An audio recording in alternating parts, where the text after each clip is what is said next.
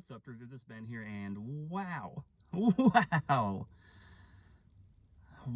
it was bad. Oof, ooh, it was bad. In case you guys didn't know, the presidential debate for 2020 was last night, the first presidential debate, and it went about as well as I thought it would, and most of you probably thought it would. It was two children on a stage pretending to be adults, both of whom are well advanced in age and should know better, but they don't know better. They're both arrogant, they're both egotistical, and they both apparently haven't learned how to take turns. I think we should have we need a talking stick, right? You remember when you were young and they'd be like, all right, here's the talking stick, and you would hand it, and the next person would go, oh, cool, and it's my turn to talk. That's what we should have had. We need the presidential talking stick, or we need to be able to shut the other person's microphone off, because that display was pathetic. Now, I didn't watch the entire debate. There was really no need to. We knew what both of them were going to say. We kind of knew it was going to be just a screaming fit where they just talked over each other and made fun of each other, call each other clown and call each other dumb and say you're not smart, and just a horrific exposition dump of arrogant pride. It was just, wow, I'm spitting on myself. It was just so unbecoming. You know, it's sad. We've kind of desensitized ourselves here in America in the West with political rhetoric, and it's downhill slide. It's become almost like a Hollywood feud, and people are okay with that. And the reason they're okay with that is because both people pick a side, and they pick a candidate, and they get behind that cult of personality, and that's who they represent. They support no matter what he says, no matter what the other guy says or she says. It doesn't matter. It's irrelevant, because we've hunkered down and that's our person, and we're going to support our person no matter what. But unfortunately for us Christians, we don't get to just do that. We don't support a person de facto with no criticism, with no correction, with no rebuking when they're ignorant or sinful or prideful. And it's just shocking to me. You know, I already know that today's going to be the day of memes. That's what we need, a national holiday after the first presidential debate. And it's called the day of memes, right? It'll be like D-Day, but it'll be like M-Day, like meme day. We'll call it M-Day. This is going to be M-Day, meme day. And I already know what's going to come, and the memes are going to come rolling, and people are going to, get sound bites and do Photoshop and, try to take the worst parts of what one person said and edit the parts of what another person said. But we should all be pretty disappointed, I think, as a nation, especially as Christians. Obviously, most Christians are supporting Trump, but they're not correcting him, which is unacceptable, because he's very arrogant. And if you don't think he is, then you've got your head in the sand and you don't know any of the scriptures.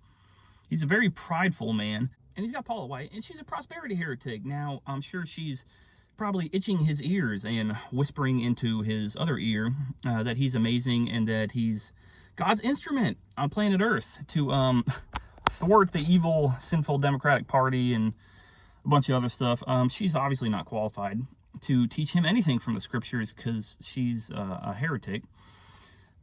But that's the problem, is that so many Christians are supporting him just because he is protecting us. Now, I appreciate that. I appreciate him protecting Christian liberty and our rights and our freedoms. That's a good thing, and he should be praised for doing that. He really should. But when he acts like this, and he's arrogant and prideful, and he goes on these Twitter tirades mocking people, just putting his pride on full display, we should correct that. And as a nation, this is truly unacceptable from both candidates. I'm not really looking forward to either one of them being president, quite honestly.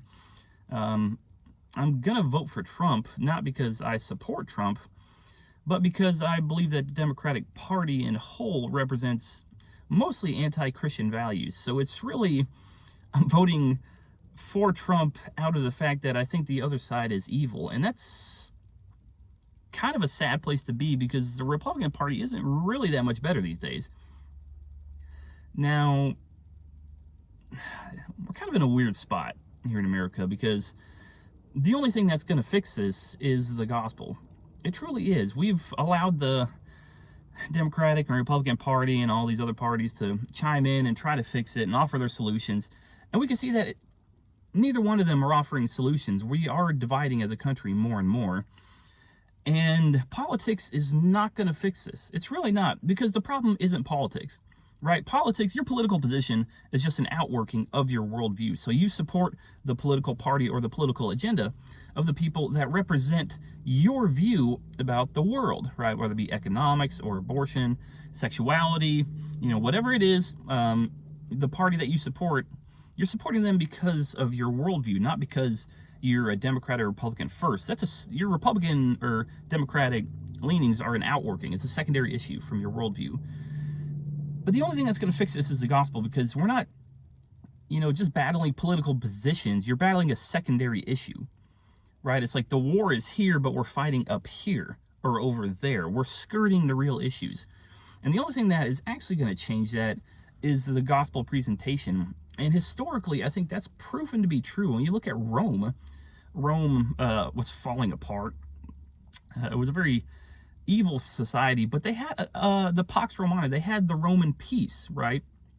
But it was kind of a fake peace or a surface level peace. They kept the peace by using violence, by subjecting people. Now, there was freedom within the Roman Empire for people to do things, but there was a lot of restrictions as well. And Christianity eventually is what transformed the Roman Empire. Now, some people think that Christianity destroyed the Roman Empire, but the Roman Empire was crumbling for many, many years before that, before Constantine. Then Constantine reunited it, and then it was already in a state of decay. But we see that the political positions, the political fighting, the power struggle at the top, that the power struggle, even if one side wins and they inflict their will on the other side, it's only temporary. And it's not really a reconciliation of peace. You're not actually doing anything. You're making it worse by trying to force other people to believe what you believe, which is impossible. You can't make other people believe what you want. You can't force people. You can't control thought. You can't control will. These are things you can't do. The only thing that changes a person's will is if they have a worldview change. And we need to get back to that as Christians, because too many Christians, like I said, are jumping on the Republican, conservative, Trump bandwagon, and they've decided that the Democrat Party and anybody that doesn't vote or believe what they believe is the enemy. Well, those people aren't our enemies. Those people are our mission field.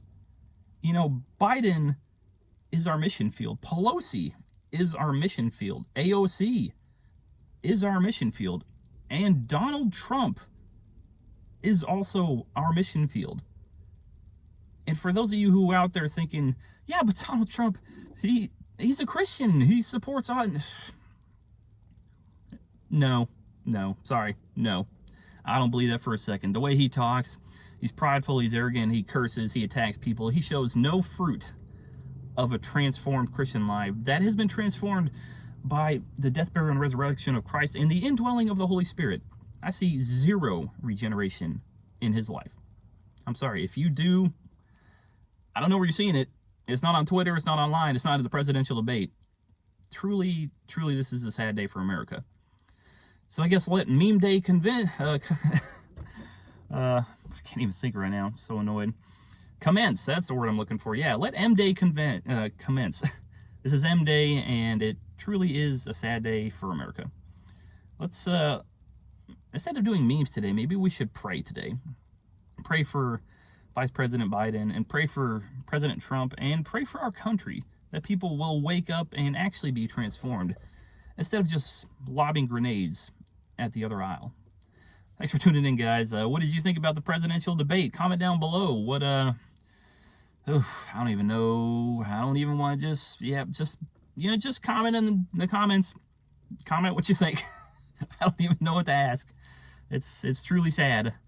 Like this video, subscribe to my channel for more, and I'll probably be doing some stuff on my main channel. My main channel is Primal. Go over there and look for more content. Thanks, guys. See ya.